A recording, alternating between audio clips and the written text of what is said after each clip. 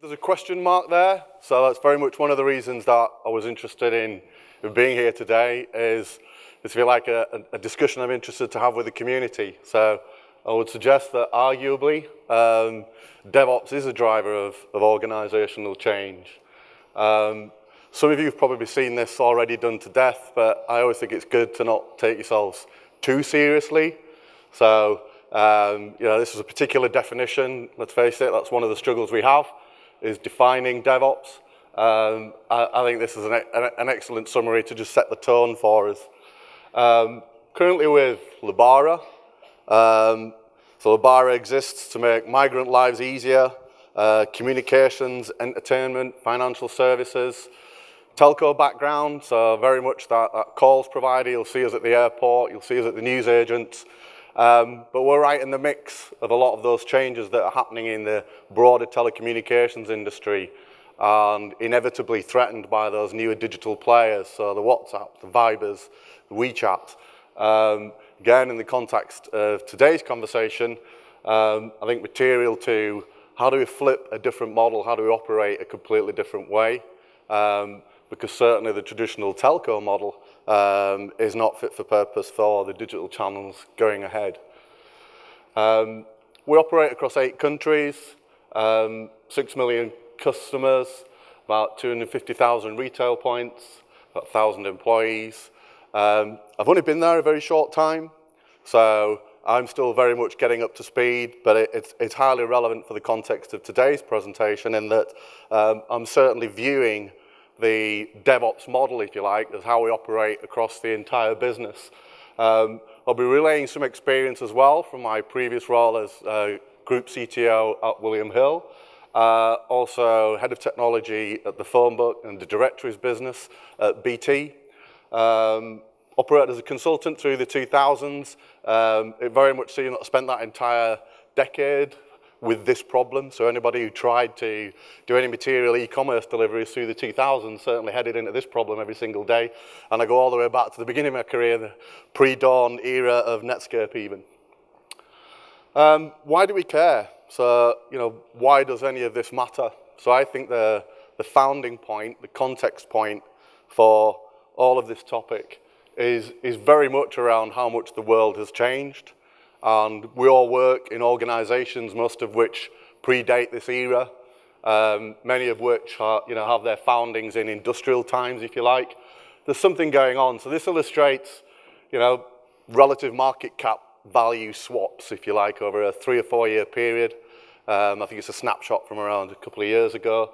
And it tells us that those companies that are driving forward with software seem to be making a material difference to their marketplaces. If software is eating the world, very trite analogy by now, absolutely, but I would say if software is eating the world, then for me it's profoundly driven by the DevOps mechanic. Yet many of us are rooted in organizations that are not necessarily yet taking that fully on board or necessarily yet embedding the consequences of that mechanic.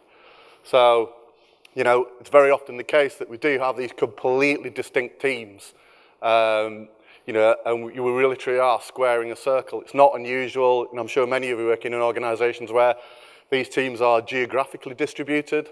They may literally be separate organizations, so set up with often contrarian objectives. So the guys on the right are usually told, you must deliver 100% uptime. And the way they manage change management is typically change prevention. The guys on the left are told, we want rapid delivery, we want lots of new product, and that's how you'll be incentivized. And then many organizations despair at why this IT function can't seem to get it on. You're left at the beginning of every single endeavor, standing looking at the bottom of that mountain thinking, how the hell am I going to do that? And I hope you can see the little figure there at the bottom left-hand corner. So certainly my experience through the early 2000s, the mid-2000s, was all of those efforts that existed to try and bridge that gap. So there's a lot of tools investment, there's certainly a lot of team investment, and of course, many organizations have been working with Agile since then, but my experiences in those early days of Agile was it made this problem, this domain, profoundly worse. So all that seemed to happen was we spun the dev teams up to get faster and faster and faster, and we made the problem even more pernicious for those organizations. I don't think we really did anything, or any of the frameworks did anything to help. And certainly there was a flocking to tools. So, you know, I'm sure there are lots of you who are working with Java during that period. I remember the time when Ant was the great savior and the tool set that was going to automate everything for us. And we found ourselves very quickly buried under the scale of that. So you were yet again still not making much progress, finding yourself at the bottom of that mountain at the end of every project. Who remembers the application lifecycle management days? You know, we'll still see an awful lot of that now, but certainly was the case that the machinery of we can automate your lifecycle was seen as the panacea to address this problem. And that is supposed to be a production line, by the way. I'm aware it looks slightly like a tank. So there's not some subliminal message going on there. Even though I am from a development background, I will acknowledge that. So, you know, it profoundly was the case that while there was an awful lot of investment in that, and certainly in my days in the consulting company, I somewhat guiltily acknowledge we got an awful lot of business from implementation projects around that tooling, because guess what? The tooling was extraordinarily complex. It was extraordinarily brittle. You know, it was very difficult to extend that out across multiple teams. It was certainly very difficult to distribute it across an organization. So, you know, we made some progress. We started to make some way up the mountain, but, you know, it was by no means material. And we were still, for me, not really addressing, I think, what later became the more significant elements. Around about that 2008, 2009 period, so I found myself in BT, responsible for the directories IT operation, the phone book IT operation. And probably like many of you in this room, fascinated to see this new model that was starting to be promoted. So the Flickr 10 deployments per day deck. If, you know, I'm assuming most people in this audience have probably seen it, but if you haven't, you know, if you Google Flickr 10 deploys and DevOps, it was one of those first early signals around there's a different model for doing this. And we started to look at applying those lean techniques around flow, around feedback, and you could actually congeal these teams together. I was really, really fortunate to have a particular experience then, which was quite a profound learning experience in terms of how you give yourselves a fighting chance of making this model work. So that was an example where we had two different organizations on either side of the fence. So the context was an acquisition. Guess what? It was a funky digital web company that was a dev house. And of course, it was the incumbent BT operation that was ops. And you can imagine how that went on first encounter. It wasn't straightforward by any means. What was very, very lucky, so while we spent a good 6 months living that regular corporate experience of, you know, Gantt charts, forever shifting to the right, so, you know, showing green, green, green, green, green, and in the last quarter of the project, red every single time. And why has that gone red?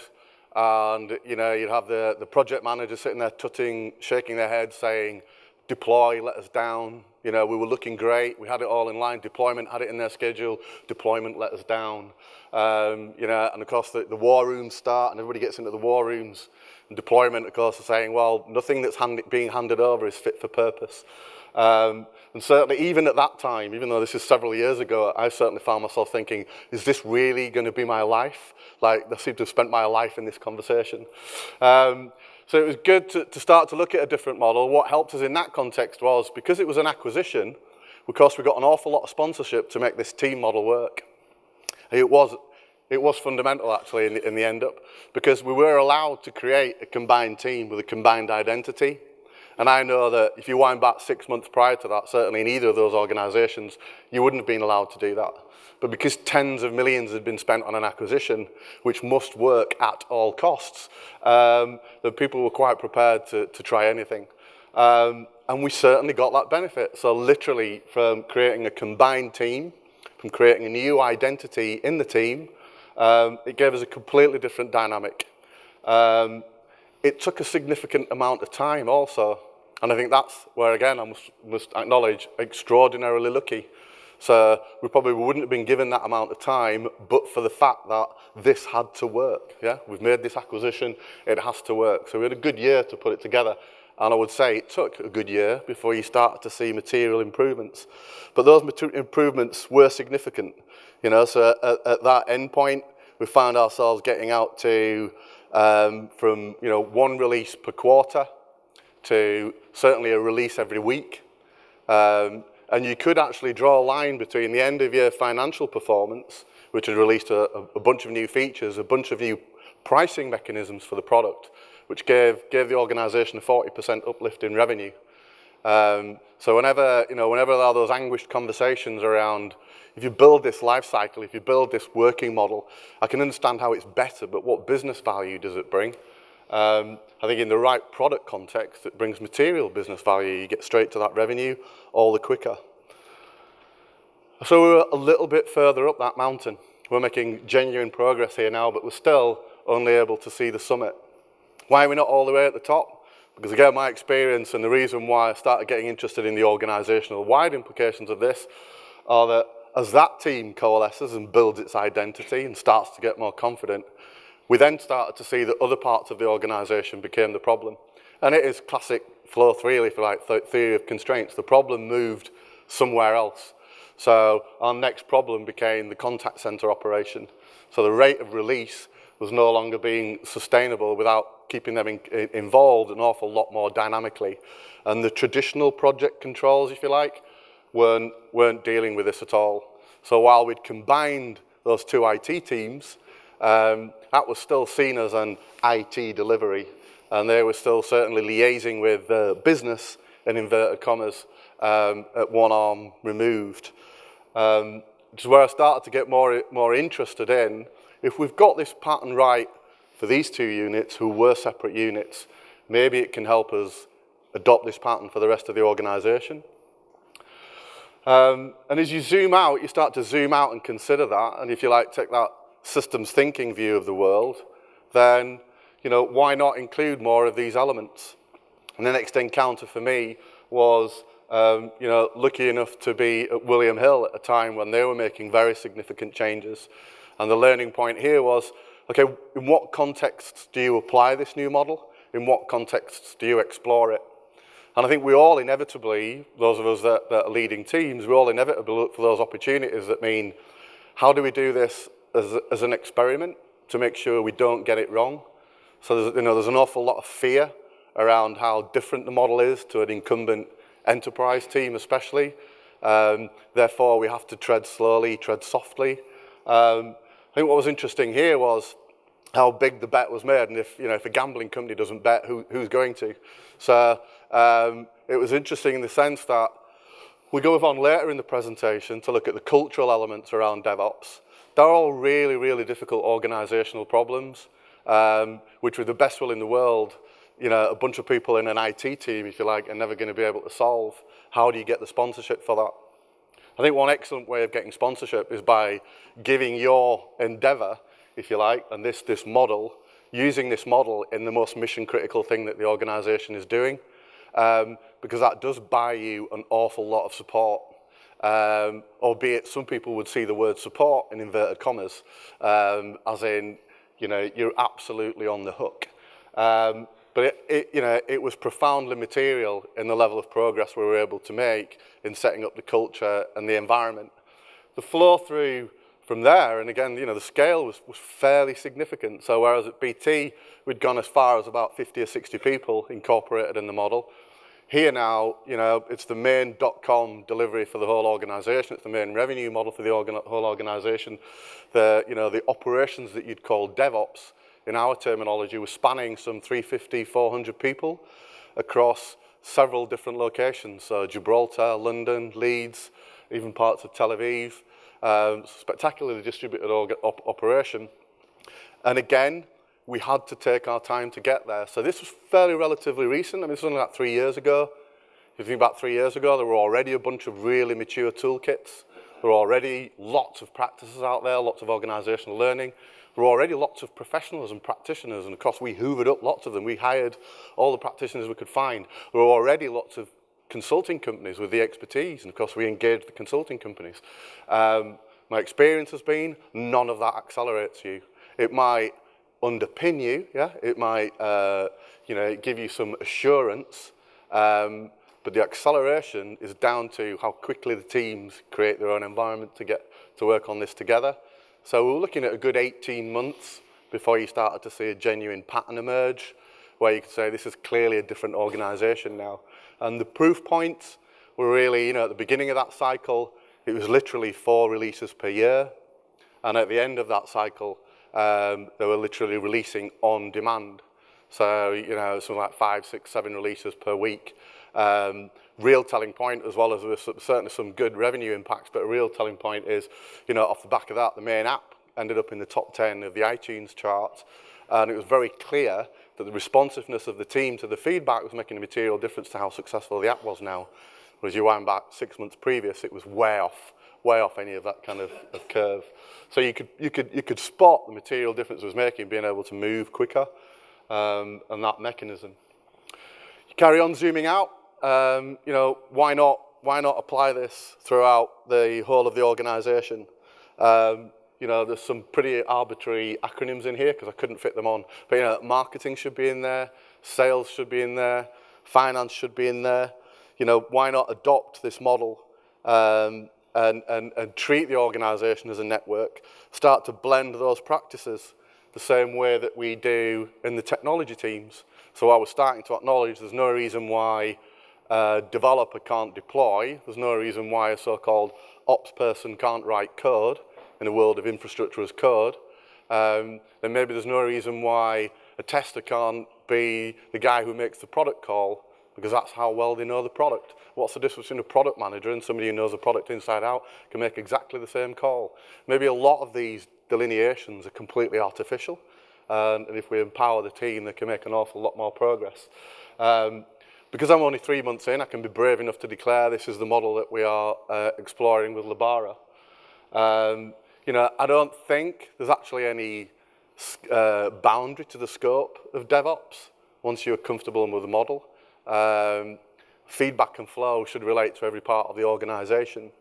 Given how material and fundamental the delivery of digital product is to most organizations now, why shouldn't that be driven by the technology function? Eventually, somebody will say that's all well and good. So that's collaboration at a grand scale.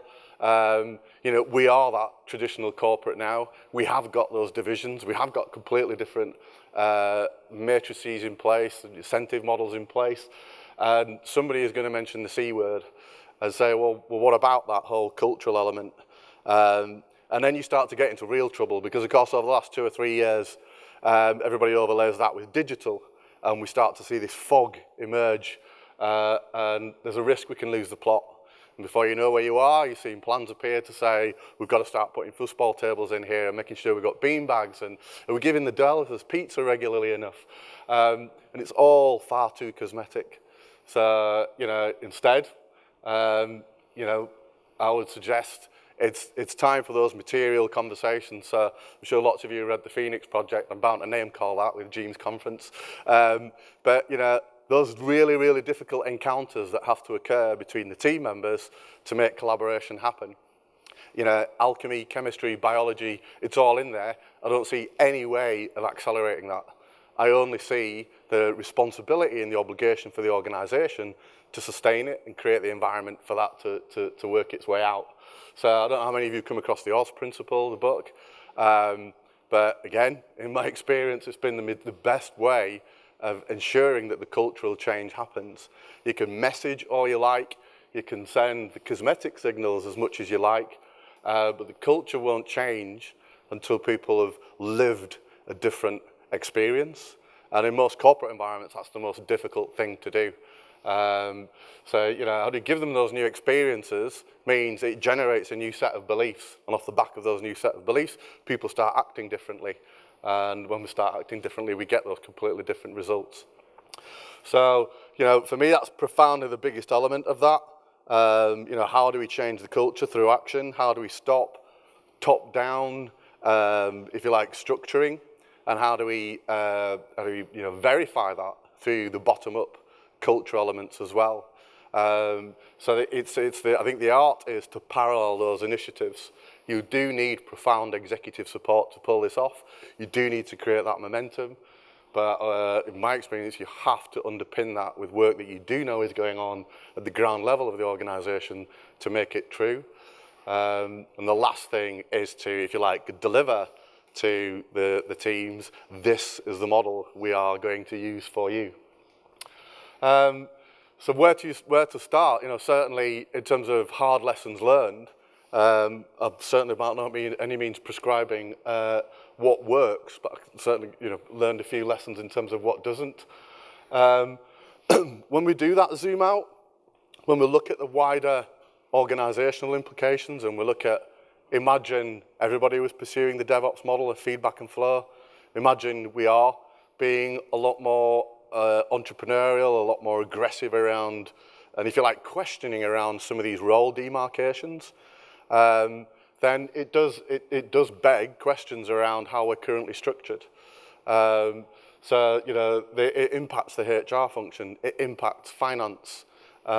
We start to think about how we incentivize and motivate our people differently.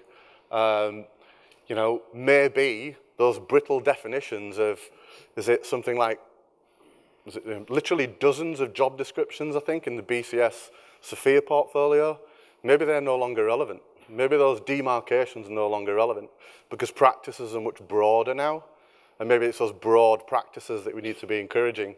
I've had experiences where people believed the broadening was career threatening because it could no longer sit within the narrow guidelines of the next level of certification that some arbitrary IT authority had laid down. And if you think about how constraining that is, it's a complete cart and horse moment, isn't it? It should be the experience of being able to do more, broaden skill sets, certainly do more as a team and be more empowered, should be an awful lot better than stepping through rungs of some third-party certified career ladder.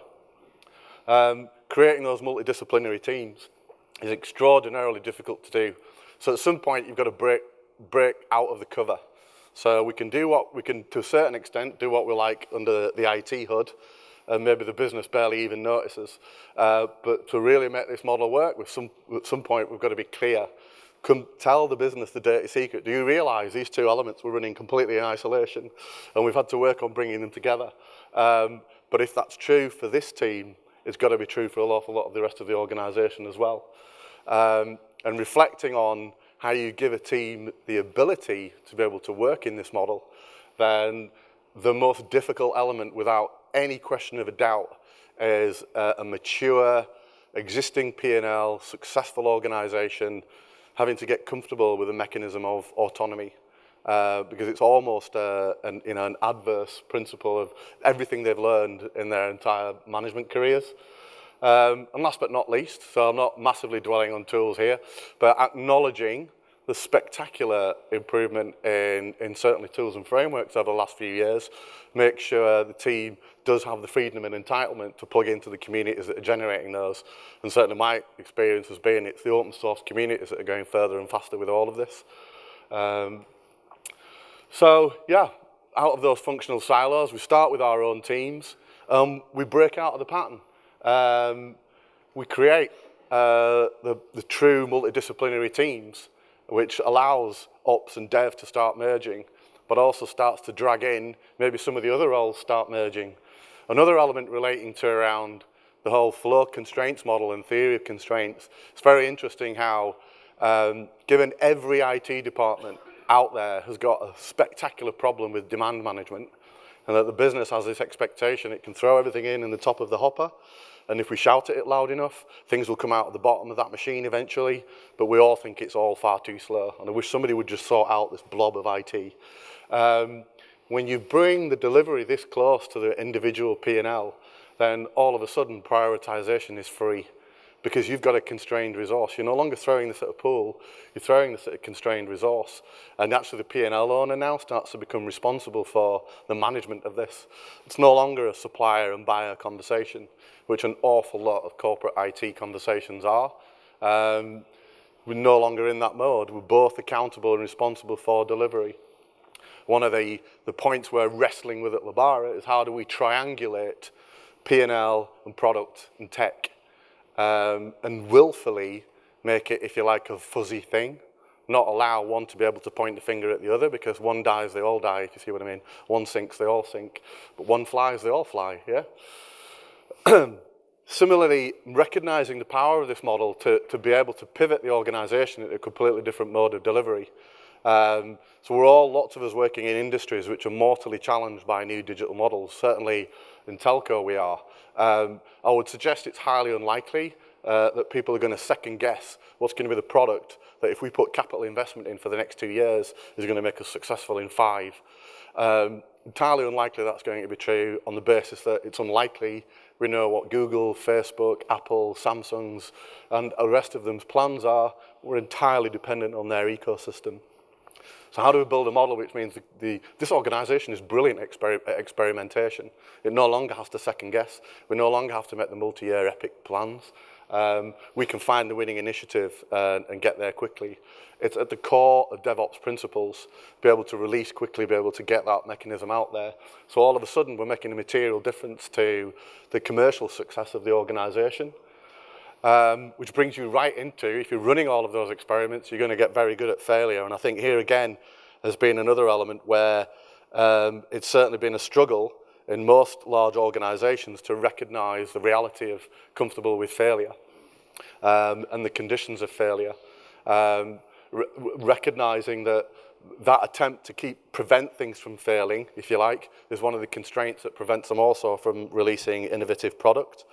So again, think about those core mechanics around recovery, configuration management. They're all in there. This is DevOps machinery that we've got here. And when we apply it to the company operating model, we're starting to make a material difference. Failure isn't a big deal if you've only got a 2-minute rollback to occur. And we're only going to be able to do that if we apply DevOps tool sets and processes. We've talked about fast failure and we've talked about DevOps. Somebody is going to jump up and say, great, let's go for digital as per model X, Y, and Z, and they'll pull down all the latest literature off the web. You know, you've got to avoid this cargo cult behavior. It's highly likely that whatever model is working, especially at a pure .com consumer internet company, is unlikely to be lifted and shifted into a regular corporate organization. So I appreciate I'm probably becoming highly boring on this point, but got to allow the team to develop the model that works for the team. So there's lots of learnings we can apply, and we can infuse the team with those learnings. There's lots of benchmarks we can take, so that's what good looks like. But think about the nuances in each of your organization. It's highly likely you've all got really idiosyncratic stuff going on in your teams. Nobody's going to be able to impose a model on the top of that and say, try this template, it works. And the only people who are going to figure it out are your domain experts and your specialists. So we must give them the time to do that. And that's why I really do highlight that benchmark element. The benefit of looking at other organizations is to understand the benchmark. How do we measure against that benchmark? What is our cycle time, cost efficiency, flow, quality? Momentum is everything. Somebody in your team will already be pursuing this. Pair up with the business. Stop using that terminology of the business. So recognize that where we've created DevOps in our team, so we've stopped using the development and ops terminology, we've got to get into that habit across the entire organization. This is no longer a buyer-supplier relationship. Think about those people you already have in your team that are probably going to be brilliant facilitators for this. Your architects already know what's where and who works on what and how it fits together. They're the perfect facilitators to get this underway. Profoundly, I would say, get going. So I've seen a lot of initiatives stall on trying to reorientate very large programs into a new model and reorientate change management. Those of us that own teams, we have to have the guile to get this going under our own steam and create that environment. 2 to 3 people to get going. 2 to 3 people to give you the confidence to head into the executive discussion because you can see the proof of it. Therefore, it's not such a risky discussion after all. And then, yeah, reflecting on, there are always reflections in these kind of scenarios around, but what does that mean for IT? And I would suggest if we're playing true to the principles of DevOps and we take this throughout the entire organization, then we no longer talk about IT alignment. IT alignment still assumes we're trying to line ourselves up with this business partner that's driving the business, and it's more about convergence. So what was formerly IT is now converged entirely with the business as technology practitioners. And we're at the top of the mountain. Had to finish with a glib picture. So in summary, you know, how do we mobilize that company-wide change? I strongly believe it can. And I've seen a few interesting examples, and certainly nothing that would deter me from suggesting there's no reason why we shouldn't continue to do this. It does take as long as it takes. So the hardest part, harder than the tools, harder than the skills, harder than all of that, is absolutely the sustenance of the team to figure out what it needs to be able to do, and culture over tools every time. The help I'm looking for, there must be others who are seeing this occur. It's absolutely the case that this pattern is becoming a bit locked in, so I'd be fascinated to learn that, because that would help me in my conversations. I think we're all still getting bogged down whenever we begin this journey with any organization, spending too much time debating what DevOps is. So let's try and get clearer on that. What about when the team's geographically split? So I completely subscribe to the principle of co-location. I've never seen it yet, because I've never been lucky enough to work in an organization that was small enough to do it. So the reality is we are distributed. Let's not make that a restriction. There's one here, I don't know if there's any of you here from telco, but I'm a fairly recent entrant to telco, so having been a DevOps evangelist and so used to infrastructure of code, it's brought me up close around how far away from that telco is. So that's a particular pain point, and if any of you are in the telco technology world, I'd certainly be interested to learn that, because it seems to me the suppliers are way off. And yes, more community outreach. So that's my overwhelming ask of the community, if you like. Let's get in amongst all of those other forums, make sure people appreciate these mechanisms, therefore the difference it can make to the business. And if there's a risk, let's make that risk not be that it becomes too much of a cult, if you like, which I think the word can give you. It sometimes leads to far too heated debate too quickly. And recognize these strengths. Why don't we work with lots of other forums that are not branded DevOps, but nonetheless the machinery is clear, it's coming from the DevOps community. And with that, thank you very much.